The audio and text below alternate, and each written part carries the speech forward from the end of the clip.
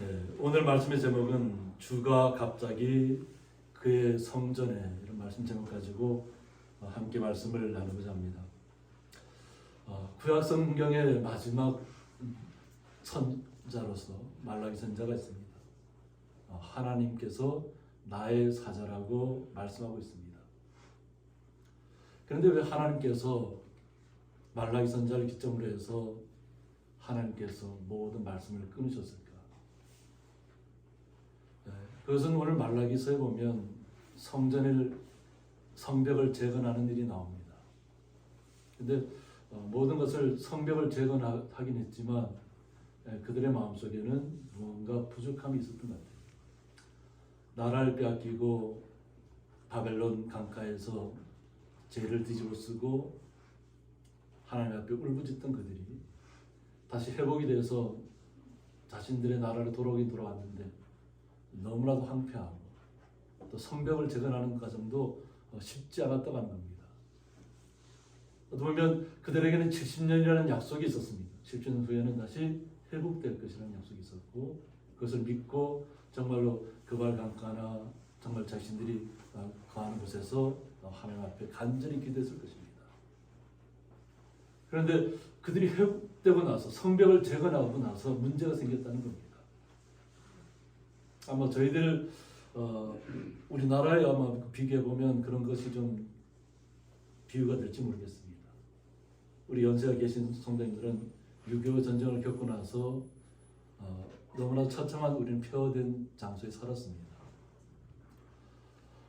그리고 70년대에도 우리가 서울을 가보면, 제가 중학교 때인데 서울 가보면 그냥 비포장 도로가 너무나도 많았어요.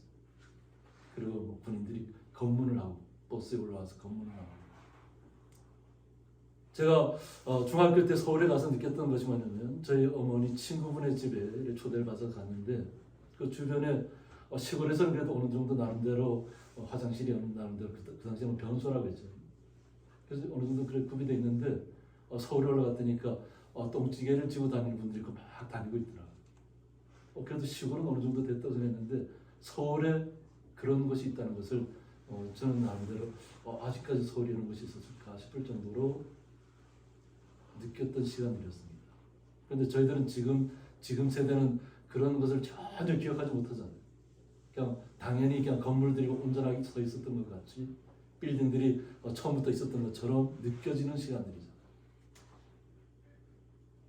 이 모든 시간들은 어떤 과정을 겪습니다.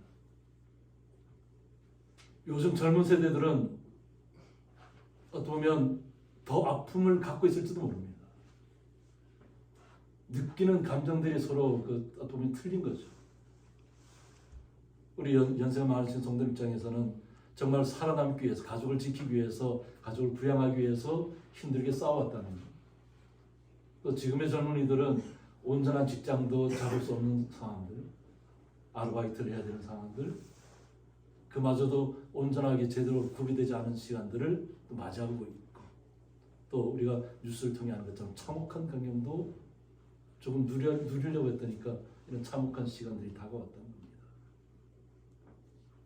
그러면 우리는 말씀 속을 통해서, 그러면 성벽을 재건하긴 재건했는데 누가 먼저 주님의 곁을 떠났냐고 하는 겁니다. 어쩌면 우리 지금의 시대를 따지면 우리 목회자가 반성해야 될 시간이에요. 그 당시에 레위인들이 먼저 주님 앞에 온전하게 나아가지 못했다는 겁니다. 뭐 성벽을 재건할 때는 막 힘을 합쳐서 정말 땀을 흘리고 기쁨으로 감당했을 텐데, 막상 성벽은 재건됐지만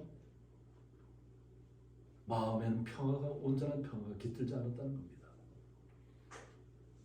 그리고 온전하게 주님을 예배하지 않았다는 것이. 그러니까 하나님이 없는 것처럼 생각하는 것이. 레위인이라는 직책이 있어서 자신들 제사장의 역할을 감당하긴 하지만 의무방어자는 거죠. 그냥 당연히 어쩔 수 없이 해야 되는 것처럼. 그러면 그 백성들의 마음은 또 어땠을까요?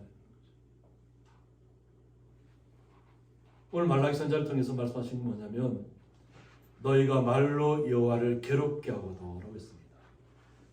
하나님에 대해서 신뢰하지 못했던 것이죠.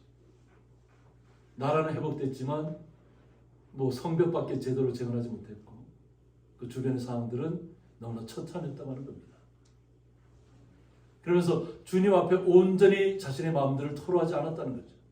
그러니까 거칠의 형식에 매어서 예배했다는 겁니다. 그러니까 우리가 예배를 드린다는 것은 우리의 전심을 전력을 다해서 주님 앞에 모든 것을 간구하는 시간들이에요. 그리고 주님께 주시는 은혜를 체험하고 그 은혜로 우리가 이 땅을 살아나가는 것입니다. 그런데 겉모습은 뭐 제사장의 모습을 가지고 하고 있고 예배하는 자의 모습을 갖고 있는데 주님을 신뢰하지 않는 거예요. 그러니까 주님은 우리의 마음을 아시잖아요. 우리의 속마음을 얘기하지 않아도 우리의 속마음을 다 아시는 분이 주님이시잖아요. 그래서 겉으로는 자기들은 괴롭게 한 적이 없다는 거죠. 요 하나님. 하나님 앞에 온전하게 예배하지도 않고 온전하게 제물을 드리지도 않으면서 그냥 형식에 매여 있으면서도 자기들은 하나님을 원망한 적도 없고 하나님 앞에 괴롭게 한 적도 없다고 얘기하는 거예요. 우리가 어떻게 여호와를 괴롭혀 드렸나이까 하는도라고 했습니다. 그러면서 이는 너희가 말하기를 모든 악을 행하는 자는 여호와의 눈에 좋게 보이며 라고 했습니다. 그리고 더 나아가서 뭐라고 하냐면 모든 악을 행하는 자는 그냥 마음껏 악을 행하라는 거죠. 하나님은 그런 악을 행해도 보지 않는다라고 얘기합니다. 그러니까 하나님을 예배하는 사람들이 하나님이 살아있다고 느껴야 되고 하나님께서 우리를 지켜보고 있다고 느껴야만이 우리가 주님의 뜻 안에서 순종하고 나갈 거다. 그런데 하나님을 두려워하는 마음이 사라졌다는 것이죠. 예배는 드려도 정신은 흐리멍텅하게 그냥 어쩔 수 없이 드리는 예배가 되고 있다는 거죠. 그러니까 마음껏 악을 행하라는 거예요. 그런데 그렇게 악을 행해도 하나님 보실 때는 좋게 보인다고 얘기합니다. 그러니까 하나님을 아무것도 모르는 하나님으로 치부하고 있는 것이. 우리가 아무리 이 땅에서 잘못을 저질러도 하나님은 그것을 심판을 않는다고 얘기합니다. 오히려 그에게 기쁨이 된다. 어떻게 하나님께서 악을 행하는 사람을 어떻게 좋게 여길 수 있고 어떻게 악을 행하는 사람을 그들이 어떻게 기쁨이 되겠어요? 또 말하기를 정의의 하나님이 어디 계시냐고. 공의롭고 정의로운 하나님이 없다고 하는 겁니다. 자신들의 삶을 보니까 뭐 지금이야 이스라엘도 예루살렘도 어느 정도 규모를 갖췄지만 그 당시에 얼마나 처참했겠어요. 황량했겠죠. 예배당 성전은 불타서 황폐한 곳입니다. 그러니까 자신들이 느끼기에는 하나님이 없는 것처럼 느꼈다는 거죠. 그리고 마음껏 악을 행하면서 살아라. 그것이 오히려 하나님은 아무것도 모르는 사람이니까 그냥 너희들 마음껏 악을 행하면서 그냥 기쁘게 살아가라. 그러니까 이것이 제사장들에게서부터 그런 마음이 싹 텄다고 합니다. 그러니까 제사장들이 주님을 예배할 때 온전하게 예배하지 않았다는 거죠. 그러니까 백성들은 어떻게 했어요? 그러니까 하나님의 말씀이 끊어질 수밖에 없는 거죠. 그래서 이 말라기 선지자를 기점으로 해서 모든 하나님의 말씀이 끊어지는 것입니다. 그래서 말라기라는 뜻이 뭐냐면 나의 사자라는 뜻이고 성전 재건 후 영적 나태에 빠진 이스라엘 백성을 향해 회개를 촉구하고 메시아 대왕 사상을 선포한 느헤미야 총독대의 선지자 BC 예수님께서 이 땅에 오시기 435년서부터 415년 동안 활동했던 선지자라는 겁니다. 그러니까 하나님을 없는 것처럼 인식했다는 겁니다. 그러니까 마음껏 그냥 우리 하고 싶은 대로 다 하고 살자. 뭐 생활을 봐도 주변을 봐도 뭐 하나님께서 선택한 나라가 이렇게 황폐하게 나타날 수 있을까 싶었겠죠. 그래서 하나님께서 이 말라기 선지자를 통해서 말씀을 주게 됩니다. 만군의 여호와가 이르노라 보라 내가 내 사자를 보내리니라고 했습니다. 그래서 내 사자를 보낸다는 것은 우리 신약 성경을 알고 있는 분들은 메시아의 길을 예비하고자 보냄을 받은 하나님의 사자인 세례 요한을 가리킨다고 합니다. 그러니까 지금 하나님의 말씀이 말라기 선지자를 통해서 선포된 후에 400년 동안 아무런 말씀이 없었다고 합니다. 그리고 400년 후에 나타날 일을 말라기 선지자를 통해서 지금 이야기하고 있는 것입니다. 그가 내 앞에서 길을 준비할 것이다. 그러니까 요 하나님께서는 이스라엘 백성들을 보면 400년 동안 하나님 말씀을 주지 않고 그들을 방치시킨 거죠. 워낙 하나님 없는 하나님을 인식하고 있으니까. 다른 외부의 나라에서 볼 때는 이스라엘은 거룩한 하나님의 백성이라고 인식하고 있잖아요. 그런데 본인들 스스로는 하나님이 없는 것처럼 생각하고 있다는 거죠. 그러니까 그 마음이 황폐해졌다는 것이죠. 또 너희가 구하는 바 주가 갑자기 그의 성전에 임하시리라고 했습니다. 그러니까 예수님께서 이 땅에 다시 오실 것을 이야기하고 있는 것입니다. 그러니까 400년이란 어떤 공백 기간이 생기는 거죠. 이 시간이 지나면 주님께서 이 땅에 직접 우리에게 임하실 것이라는 겁니다.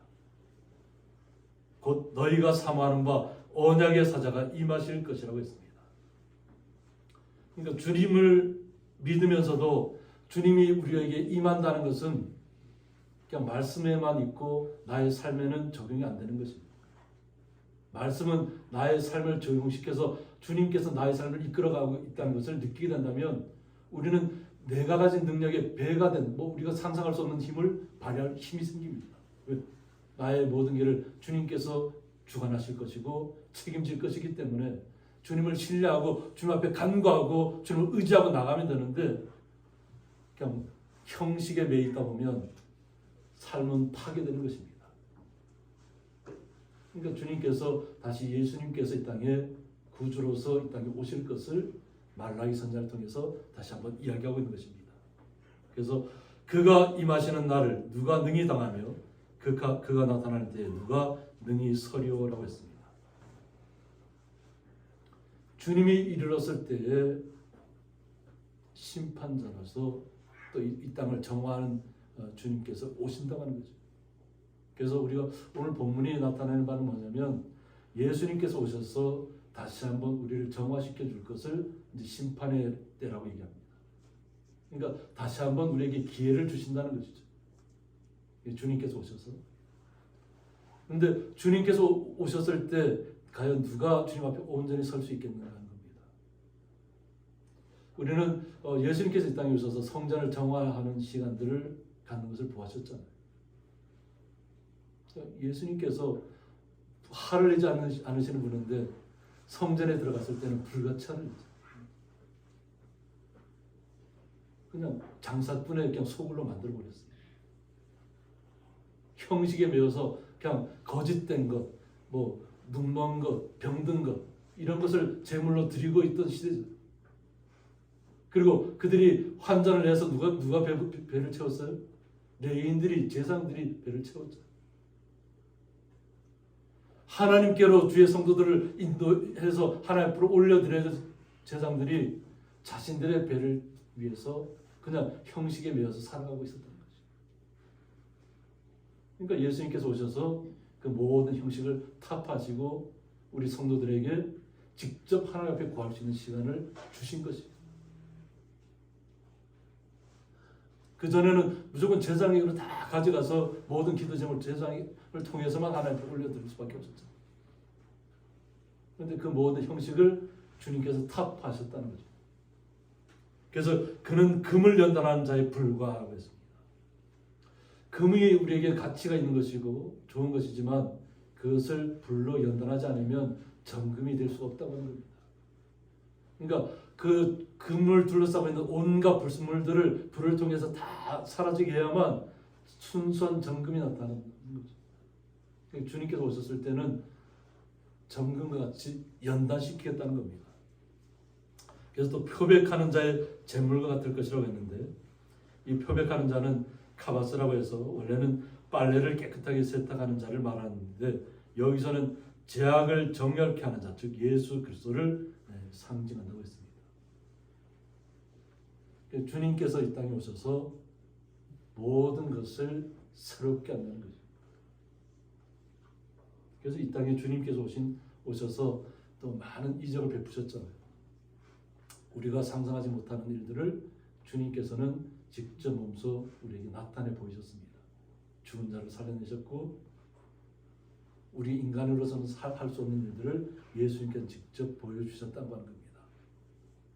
그래야만 그들이 영적인 나름대로 깨달음을 얻을 수 있는 시간이 됐기 때문에 그렇습니다. 우리는 말씀으로 주님을 영접했잖아요. 그런데 그 당시에 이스라엘 백성들은 보면 형식이나 율법은 더 철저했던 사람들이에요. 외모로 볼 때는 그냥 이렇게 거룩한 모습처럼 하고 있는 사람들인데 그 속사람은 전혀 그렇지 않았다는 거죠. 그러니까 주님께서 오셔서 모든 것을 새롭게 하는 시간들을 주님이 왔을 때 이루어질 것을 오늘 말라기 선지자를 통해서 이야기하고 있는 것입니다. 그래서 그가 은을 연단하여 깨끗하게 하는 자같이 앉아서 레위 자손을 깨끗하게 하되라고 했습니다. 먼저는 레위 자손을 깨끗하게 하십니다. 먼저 하나님 앞에 예배드린 제사장들이 썩었다는 거죠. 그래서 금은같이 그들을 연단하리라고 했습니다.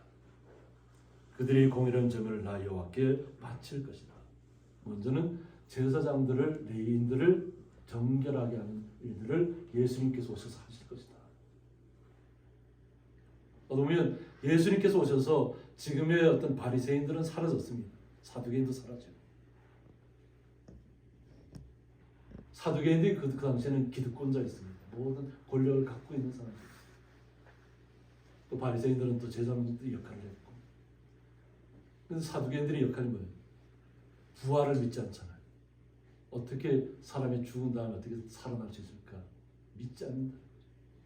자신들의 권력을 다스리는 데는 자신들의 마음이 가 있지만 다시 영원한 하나님의 나라를 간다는 것은 믿지 않는 사람들이 사두개인들입니다. 바리새인들은 하나님을 나라가 있고 그 부활을 믿지만 형식에 매여 있었다는 거죠. 그러니까 우리가 처음에 얘기했던 것처럼 하나님만이 온전히 나의 모든 것을 이해하고 우리의 속사람을 다 알고 있다고 믿어야 되는데 그냥 율법에만 매여서 그냥 우리가 맡은 역할은 이것밖에 없다 이렇게 생각하는 거죠. 결국은 그 후로 오셔서 예수님께서 다 지금 보면 정통 바리새인과 사두개인 다 사라지고 없는 것입니다. 그러니까 새롭게 하셨다는 것이죠. 그래서 온전한 마음을 회복해야만 주님 앞에 온전하게 예물을 드릴 수 있다는 거예요.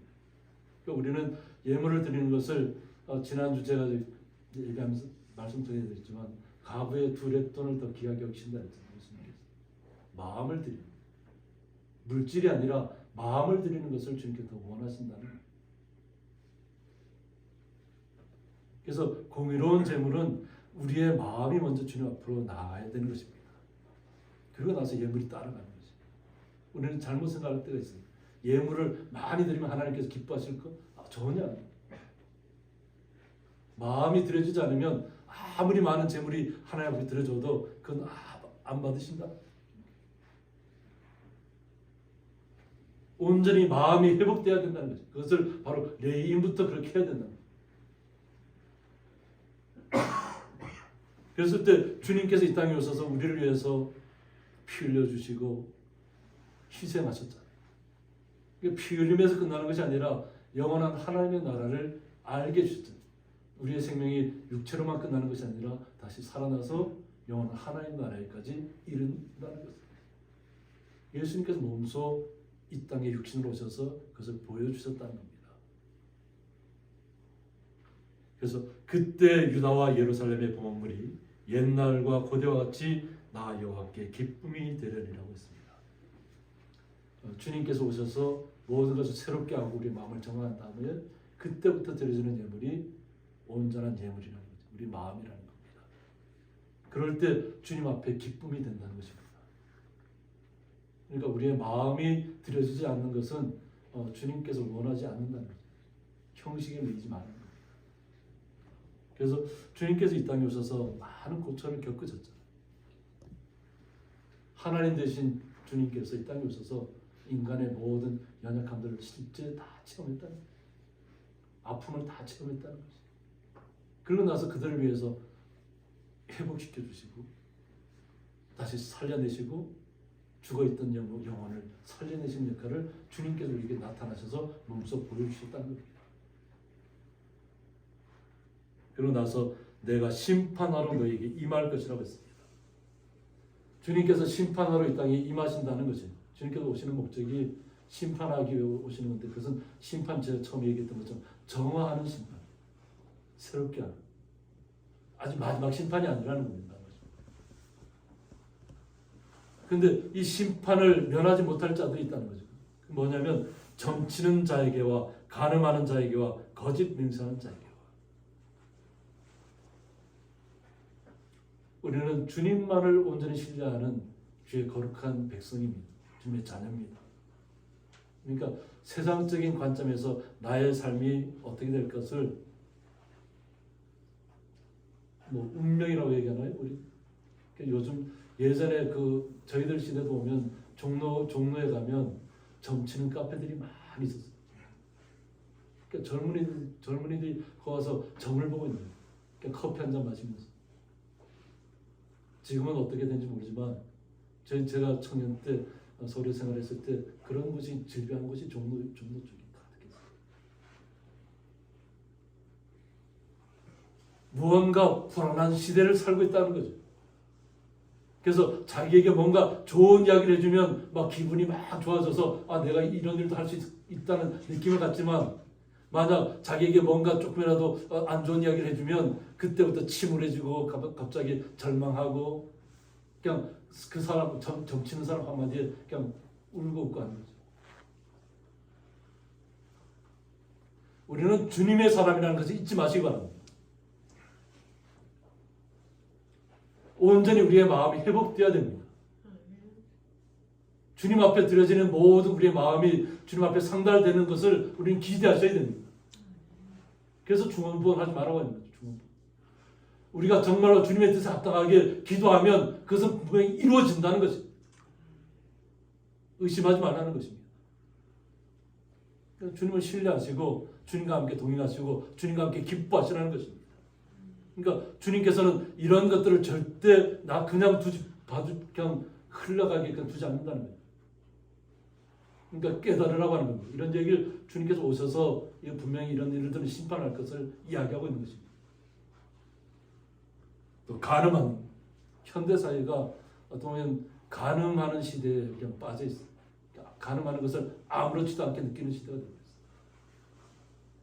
그런 목회자들도 많이 있습니다. 뭐 교주 행세를 하면서 그죠? 얼마 전에 다시 또 구속된 사람도 있죠. 이 시대에 하나님을 백성들을 온전히 이끌어야 될 거짓 선자들이 너무 많다는 것이죠. 근데 하나님의 거룩한 백성들은 그런 것에 미혹되거나 빠져서는 안 된다는 것입니다. 그리고 거짓 맹세하는 자. 하나님 앞에 우리가 신실한 주의 거룩한 백성인데 기도할 때 우리가 거짓으로 하나님 앞에 고백할 수 있나요? 우리는 절대 그렇게 할 수 없다는 것입니다. 또 품꾼의 사기에 대하여 억울하게 하며 정당한 가치를 가지고 일을 했으면 거기에 이제 정당한 대가를 지불해야 되잖아요. 그런데 오히려 대기업들이 뭐 보면 어느 정도 규모를 갖춘 기업들이 그냥 자신들의 의무를 그냥 헌신자처럼 버리는 시대가 요즘 시대입니다. 자신들의 뭐 가족들은 뭐 다 어떤 보면 남들 불을 다 이렇게 남들을 챙겨놓고 그냥 거기에 종사했던 사람들 한순간에 다 그냥 아무것도 할 수 없는 사람으로 내몰잖아요. 그 책임을 지지 않잖아요. 근데 주님께서는 그런 것에 대해서 분명히 물으실 것이라는 겁니다. 심판하실 것이다. 기업을 경영하더라도 정직하게 해야 된다는 거죠. 그리고 가부와 고아를 압제하며 나그네를 억울하게 하며 나를 경외하지 아니하는 자들에게 이 땅에 정말 말로 다 할 수 없는 억울한 일들을 겪는 사람들이 너무 많잖아요. 그런데 주님께서는 주님의 자녀들을 통해서 그런 데서 절대 빠져서는 안 된다는 것을 이야기하고 있습니다. 항상 우리는 선한 일에 선한 역할을 감당하는데 잘 그 역할을 감당하셔야 될 줄 믿습니다. 그리고 가장 중요한 것은 주님을 경외해야 된다는 거죠. 온전하게. 우리는 항상 경외한다는 것을 두렵고 떨림으로 주님을 경외한다고 하잖아요. 근데 이것이 세상적인 압박에 의한 공포에 의한 두렵고 떨림이 아니라 진정으로 주님을 사랑하는 마음 때문에 주님의 뜻대로 순종하고자 하는 마음 때문에 우리가 주님 앞에 간절한 마음으로 두렵고 떨리는 마음으로 이야기하고 있는 것입니다. 그러니까 우리가 항상 제가 얘기하잖아요. 한마디 한마디가 주님 앞에 온전하게 상달될 수 있도록 정직해야 된다는 거죠. 자신의 욕심을 위해서 기대해서는 안 된다는 것입니다. 그래서 속히 증언하리라고 말씀하셨고 만군의 여호와가 말하였다고 했습니다.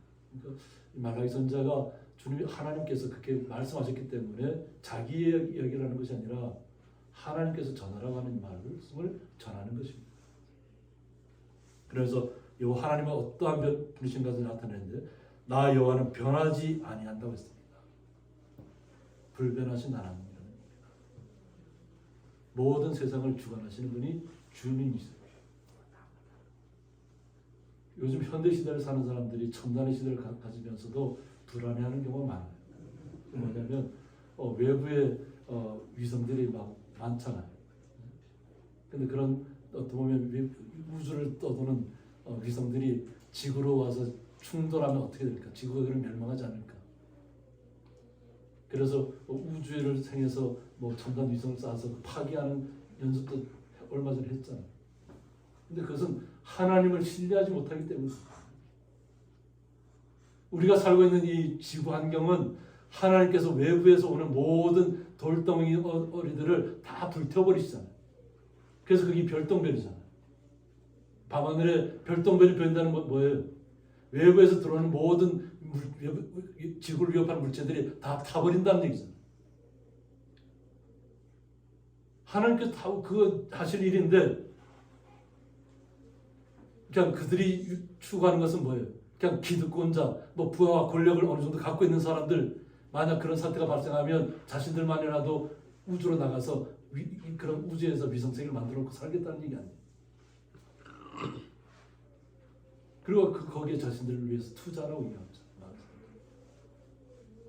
그러니까 하나님을 온전히 모르는 거예요.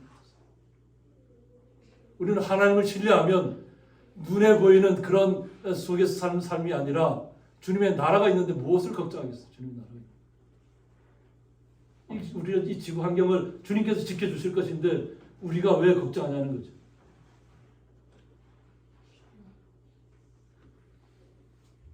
그러므로 야곱의 자손들아 너희가 소멸되지 아니하느냐고 했습니다. 소멸되지 아니한다는 얘기가 뭐냐면 로켈템이라고 해서 결단코 멸절되지 않을 것이랍니다. 결단코. 그래서 선민을 향한 하나님의 심판은 멸망을 전제한 것이 아니라 정화와 회복과 구원을 위한 것임을 확인시켜 준다고 했습니다. 하나님의 말씀이 우리에게 임한 것은 우리 하나님의 백성은 결단코 멸절되지 않는다는 것입니다. 다만 우리가 이 땅에 살면서 주님의 거룩한 자녀로서 우리가 삶을 정화시켜 나가야 된다는 거죠.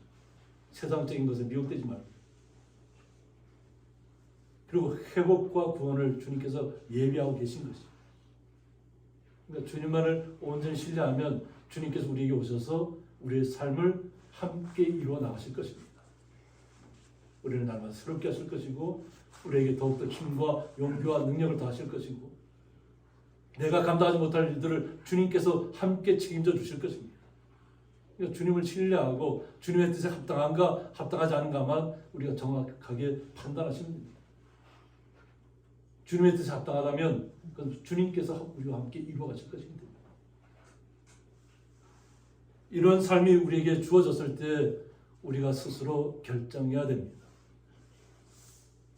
그냥 말씀만을 듣고 그냥 깨닫지 못한 백성으로서 새롭게 되지 못하고 그냥 지금까지 왔던 나르시즘적인 그냥 탈피를 하지 못한 날이면 우리의 삶은 아무런 의미가 없을 것입니다.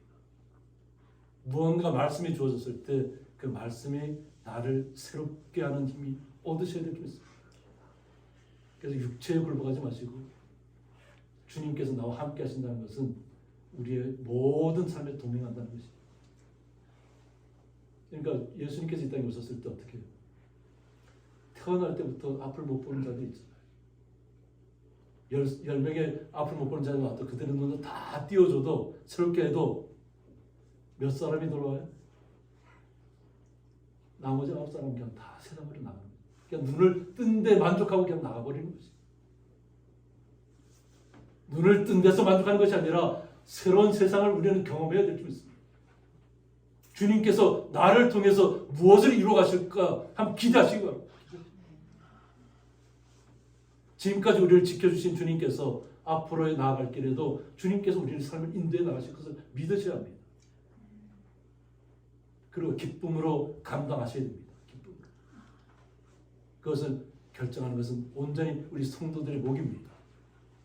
우리가 결단하시고 주님 앞에 나아가셔서 세상은 정말 비뚤어지고 그냥 황폐해지고 그냥 하나님이 없다 하고 그냥 자신들의 뜻만을 추구하려고 하는 시대에 살고 있다고 할지라도 주님께서 갑자기 우리에게 임하신다는 것을 알고 있잖아요.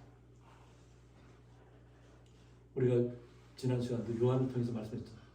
요한의 이름이 제 나름대로 제가 깨달아보니까 그렇더라고요.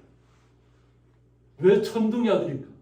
그냥 곱상하게 생긴 그 요한을, 가장 젊은 제자를 왜 천둥의 아들이라고 했을까? 왜 우리의 아들이라고 했을까? 말씀이 선포되었을 때 그 말씀은 반드시 임한다는 것입니다. 그 시기의 때와 시기는 우리가 판단하는 것이 아니라 주님이 판단하신다는 거죠. 심판자가 되신 주님께서 결정하신 문제를 우리가 미리 앞서서 생각하지 마시기 바랍니다. 우리는 이 땅에서 온전히 주님의 사람으로서 날마다 함께 기뻐하시고 즐거워하시고 아픔이 있을 때, 고통이 있을 때 더욱더 주님을 의지하셔서 주님이 나와 함께 나의 모든 고통을 책임져 주시고 치료하시고 주님과 함께 기뻐하는 시간들을 누리시기를 주님의 이름으로 축원드립니다. 함께 기도하겠습니다. 주가 갑자기 그의 성전에 임하실 것이라는 말씀을 통해서 저희들이 다시 한번 주님 앞으로 더욱 가까이 나가기를 원합니다. 형식에 매이지 않게 하여 주옵소서. 거칠에 빠지지 않게 하여 주옵소서. 오직 우리의 마음이 주님과 함께 날마다 기쁨 가운데 거할 수 있도록 주님께서 저희들의 마음을 날마다 새롭게 하시고 새로운 생명력을 부여하시고 날마다 주님이 꿈꾸는 나라로 저희들을 인도하여 주옵소서. 그 주님의 사랑에 감사하며 예수님의 이름으로 기도드립니다.